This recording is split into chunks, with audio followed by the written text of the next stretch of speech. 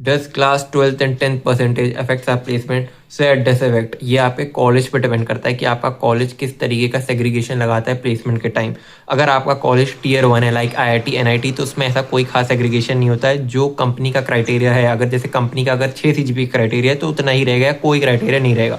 But जो क्या रहते हैं, जो टीयर 3 कॉलेजेस रहते हैं यूजुअली, जिनमें बहुत ज़्यादा क्राउड रहता है, तो बच्चों को सेग्रीगेट करने के लिए, ताकि क्राउड फिल्टर हो जाए, क्योंकि इतने ज़्यादा बच्चे हैं वो कैसे इतने ज़्यादा बच्चों को भेजेंगे, तो वो एक एडिशनल क्राइटेरिया लगा देता है।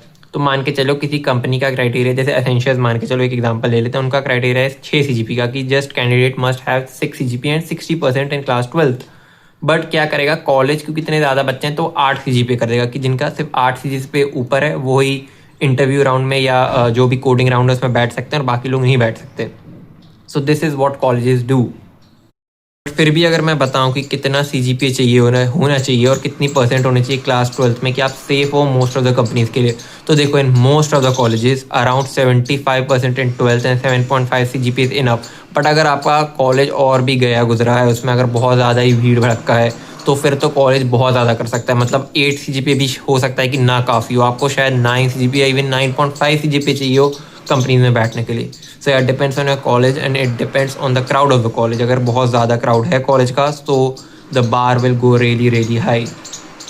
तो आप क्या कर सकते हो, अगर आपका CGPA कम है या अगर आपकी क्लास 12th में कम परसेंट हैं, तो आप कॉलेज पे इतना डिपेंड होना बंद हो जाओ और आप अपने खुद पे ध्यान दो। मतलब खुद पे आप अपनी खुद की इंटर्नशिप करो, आप हैकाथन्स करो, जिससे आपका इंटर्नशिप, स्पेशली क्योंकि आप इंटर्नशिप करते हो तो वो बहुत अफेक्ट करता आता है आपके रिज्यूमे में, और आपका जो रिज्यूमे है वो देखा जाएगा।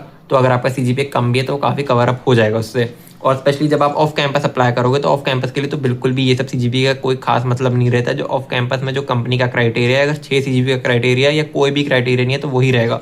वहाँ कोई आपको एडिशनल क्राइटेरिया नहीं लग जाएगा जैसे कॉलेज में रहता है।